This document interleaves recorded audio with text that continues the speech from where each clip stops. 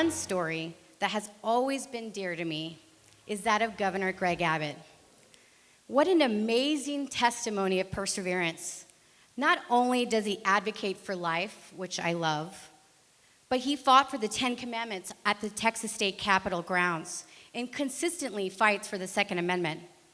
But his story of courage, love of family, hard work, how we respond to the challenges that we face has inspired me for years.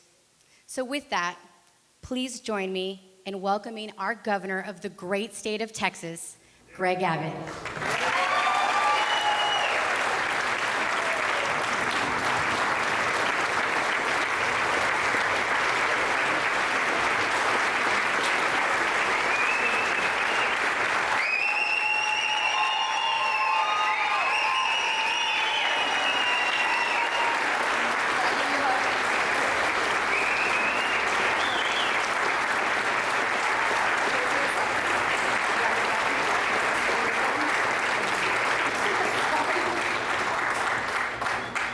Doing a selfie, so if you'll just stand.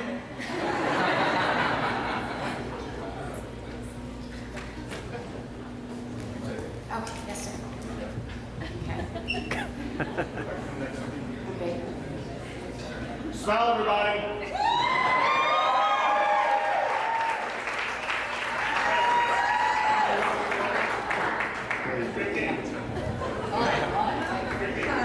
Women are always more talented than guys.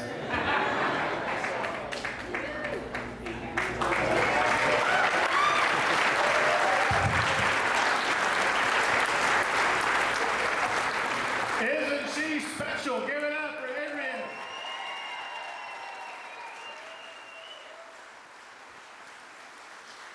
She is absolutely amazing. And you all are absolutely amazing. You know, I was really astounded when I arrived here tonight, getting to take photos with so many people, and the best thing that I could ever hear from somebody is great to meet you. Most of the people that I'm seeing tonight I had never met before, and getting to see so many more Republicans in the Rio Grande Valley getting involved.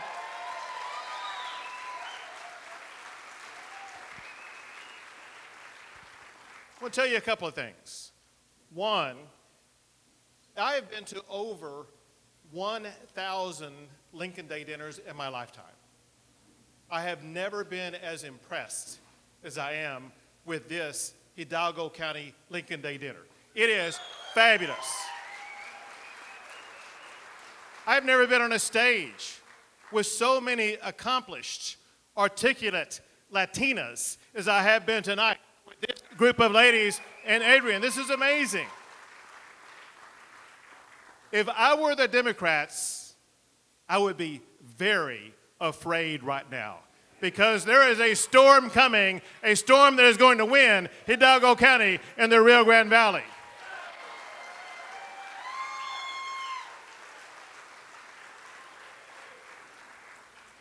Does anybody here remember who Bum Phillips is? Some of you. Bum Phillips was the coach of the Houston Oilers. There you go. And he was also a part-time philosopher. So you're going to remember this line, because I think it applies to the Hidalgo County Republican Party. So paraphrasing him, two elections ago, the Hidalgo County Republican Party knocked on the door. Last election, you beat on the door. Next election, you're going to knock that damn door down.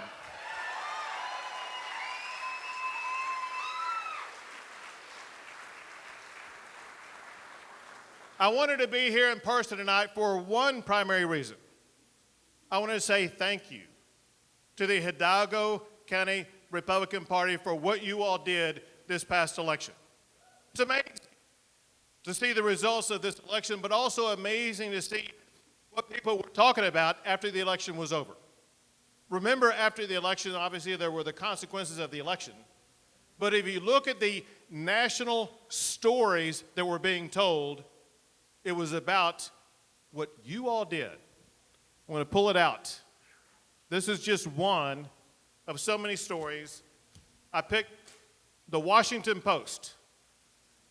On this headline, this is what the Washington Post says on November the 9th. It says, "Why Texas's overwhelmingly Latino Rio Grande Valley turned toward Trump."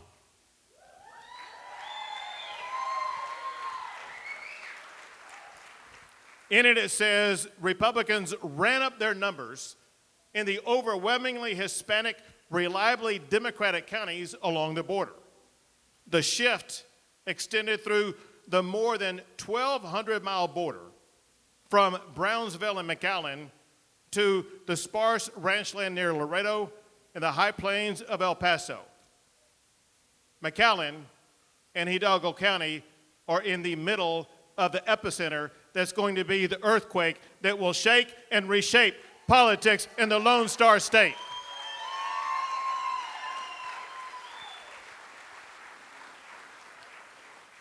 But here's the amazing thing. The Washington Post and these other national commentators, they're just now picking up on something that we've seen for a long time. I saw it when I first started running for governor. Back in 2013, the very first trip I made in my campaign for governor of Texas was to the Rio Grande Valley. No governor in the history of Texas has been to the Rio Grande Valley as much as I have. That is how much I care about the Rio Grande Valley. But as the Peñas know, the Republican Party really began to take shape, and the shift from Democrat to Republican began to take shape before that.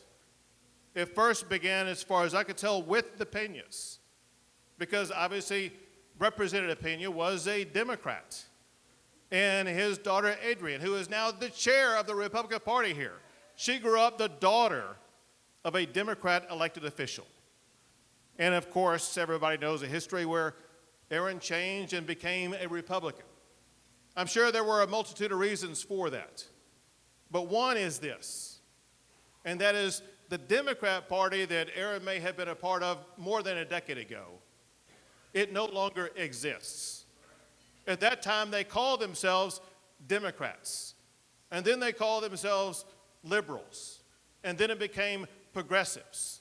Now they call themselves socialists, and that is exactly what they are. They are socialists with AOC Ocasio-Cortez being their leader and the people who call themselves Democrats being their acolytes. That may work in New York City, it may work in California, but it does not work in the Rio Grande Valley or the Lone Star State.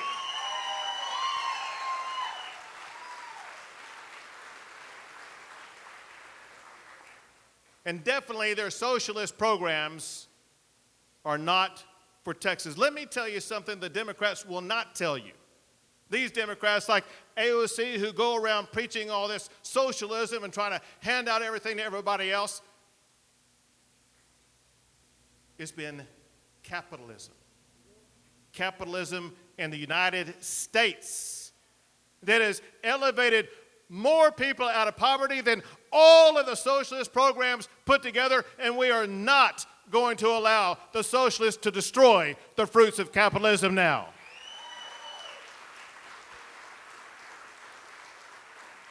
And Texas is the prime example of what capitalism can be. Look at what we achieved over the past few years. Texas has been ranked the #1 state for business by CEOs for 16 straight years. Texas has led all states in the United States for exports for 19 straight years. This past year, during the time of a pandemic, we did not take our foot off the gas pedal. We continued with economic development, and Texas, during the year of the COVID pandemic, won the award that goes to the state that ranks #1 in the United States for the most economic development and job creation. It's called the Governor's Cup, and Texas won the Governor's Cup for 2020 as the #1 state for economic development. In fact, every year that I've been governor, we've won that award. But here's the thing that impresses me the most about what Texas has done economically. This is the aggregation of what everybody in this room has contributed to. During the COVID year, let me rephrase this. Before the COVID year, if Texas were its own country, we would have the 10th largest economy in the entire world. But that changed, like so many things, during the COVID year, because we're no longer the 10th largest economy in the entire world. If we were our own country, we would now have the 9th largest economy in the entire world. Our economy is larger than Australia. It's larger than Canada. It is larger than Russia, and we just this past year passed Brazil to be number 9. Having met a lot of people for the first time, you may not have heard this line before, but now that Texas' economy is larger than Russia, that makes me more powerful than Putin.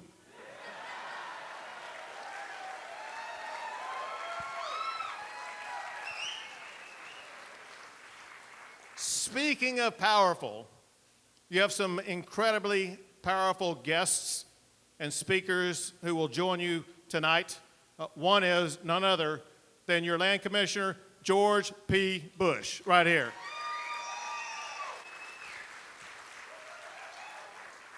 And a good friend of mine who does what I used to do, and that is ensure justice in the state of Texas on the Texas Supreme Court, Justice Eva Guzman. Thank you both for being here. But listen, as great as Texas is, one thing that we know is we have everlasting challenges. We have challenges from the socialists, challenges to make sure we keep our state solid. And I did have the opportunity earlier outside to get to visit with some people who agree, like I do, that one of our top priorities that we must address this session is to ensure integrity in the election process.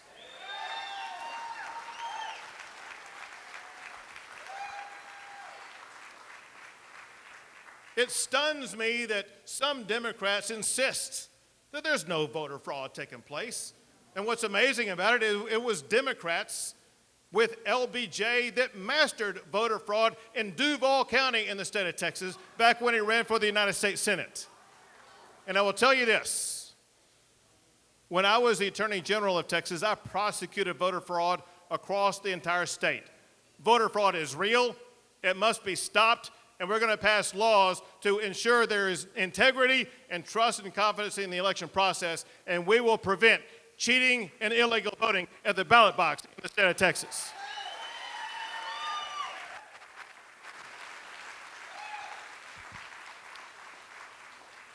There's something else that we're seeing going on in the state of Texas that's an echo of the socialism that we're seeing seep into other communities across the country. We're seeing other communities adopt the socialistic idea of defunding our police, not supporting our law enforcement officers, the brave men and women who put their lives on the line to save our lives. It's wrong to defund and demonize our police. Instead, we should be supporting our law enforcement officers.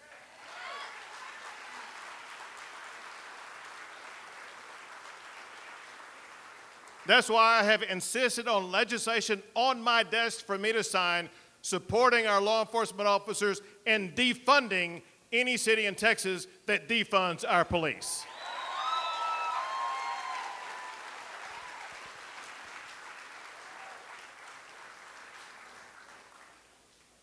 You know, they say elections have consequences. Elections have consequences. And we're seeing one of those consequences play out today from the Oval Office and from the chambers of the United States Capitol.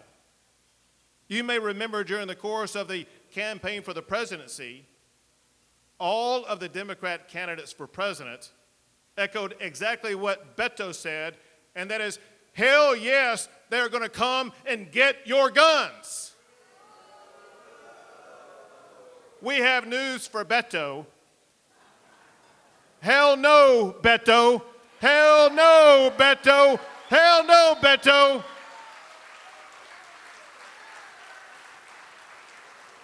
Now the President Biden is talking about trying to get your guns or put limitations on your Second Amendment rights. We are not going to allow that in the Lone Star State, and that's why I'm seeking legislation that makes Texas a Second Amendment sanctuary state, protecting us from the outlaws.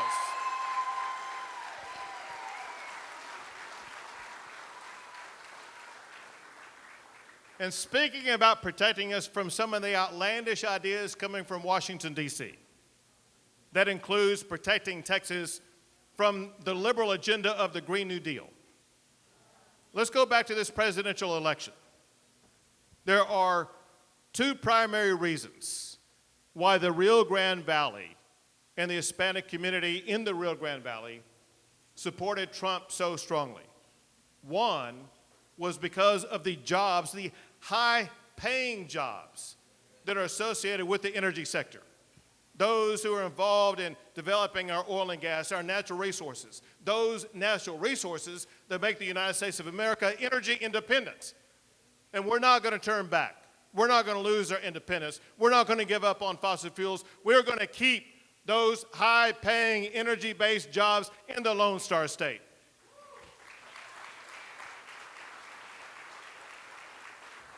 And that's why last month I issued my own executive order. My executive order goes to every state agency in the state of Texas, where I have ordered every state agency to identify to me immediately if they receive any information from the federal government asking them to impose any regulation that would threaten the fossil fuel industry. And once they do that, then we will be filing legal action against the Biden administration to put a halt to their attempt to crush Texas energy jobs.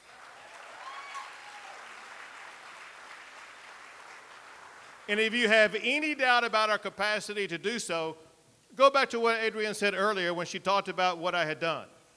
And I'll remind you. I'll put it in this context.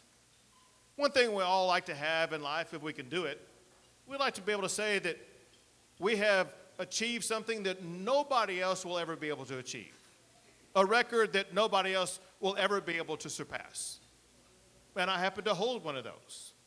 I hold the record for having sued the Obama administration more than anybody else ever has or ever will.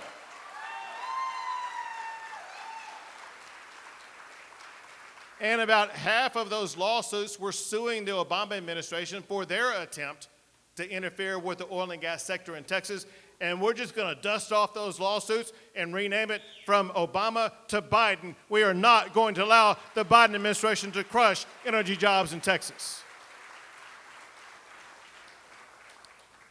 The other reason I mentioned, there were two primary reasons why I think that Hispanics in particular, in the Rio Grande Valley region in particular, chose to support Trump. And you've seen the stories about Democrat counties where Trump was the first Republican to win those counties since Reconstruction.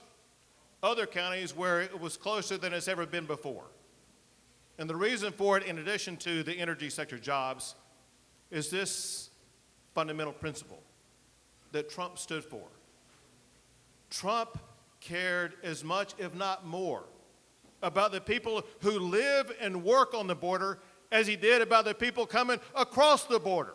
He wanted to support our fellow Texans who live in our communities along the border.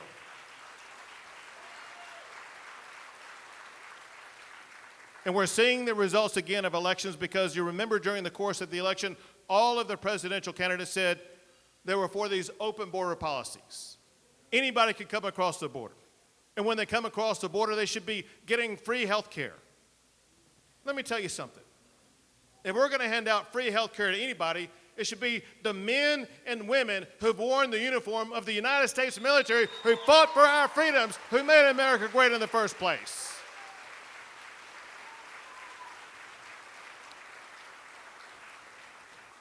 But as ill-informed and crazy as the Obama administration border policy was, the Biden open borders policy is even worse. We've seen the consequences of the failure to even prepare. They don't have any facilities set up for all these people who are coming in, where Biden has said that any unaccompanied child migrant, as defined 17 or younger, can come into the United States of America no matter where you're coming from, no matter what your situation is. Of course, there's going to be thousands upon thousands of people coming across the border. But the Biden administration was not prepared for what happened. He wasn't prepared for the number who have COVID. More than 10% of the young migrants in Carrizo Springs, in Midland, Texas, are positive for COVID. Now, they're getting the health care they need, but also they are exposing themselves to adults who leave the facility that day and go into hotels and into communities, and no one knows how far and how wide that COVID could be spread. That lack of concern for our health care is stunning. But there's something far more frightening. Something that Secretary Mayorkas even admitted to himself last Sunday. He said so many of these young kids never even make it because of the dangerous track they are on coming to our border. The fact of the matter is, most of, if not all of these kids are subject to human trafficking. They don't just magically show up at the border and get across.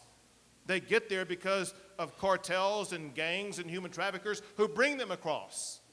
Have you heard the stories about kids who are wearing different colored bracelets on their wrists? There's a reason why they're wearing a colored bracelet.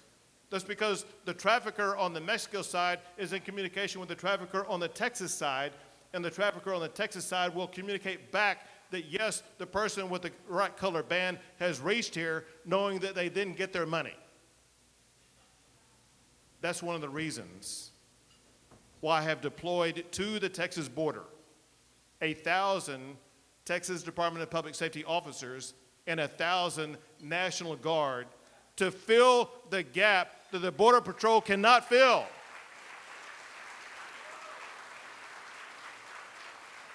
And what DPS does, because the Border Patrol are so occupied with the incalculable number of people coming across, it leaves gaps. Gaps that the cartels try to fill. And when they try to fill those gaps, they're met with Texas Department of Public Safety officers. And when we make apprehensions, especially of minors, we do what we do at child advocacy centers in the Rio Grande Valley, in Houston, in Dallas, and elsewhere. We visit with these children to find out who their traffickers are in the state of Texas. Unlike the Biden administration, unlike the Obama administration, unlike any administration, Texas is going to visit with these children in professional and compassionate ways to learn who their traffickers are, and we are going to arrest them, we're going to prosecute them, we're going to put those traffickers where they belong, which is behind bars in the state of Texas.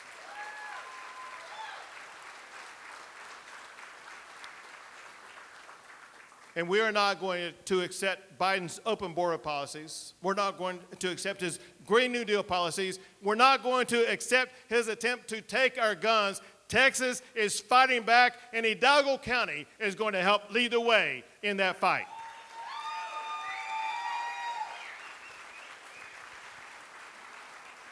My closing line is this.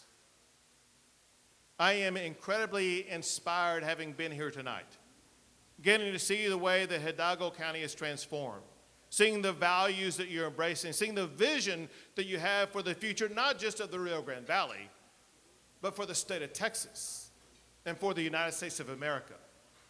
And I know, having been here tonight, that the future of Texas truly is brighter than it's ever been. I thank Adrienne, as well as every leader you have in this room tonight, for your tireless work, to keep Texas the best state in the greatest nation in the history of the world. God bless you all, and God bless the great state of Texas.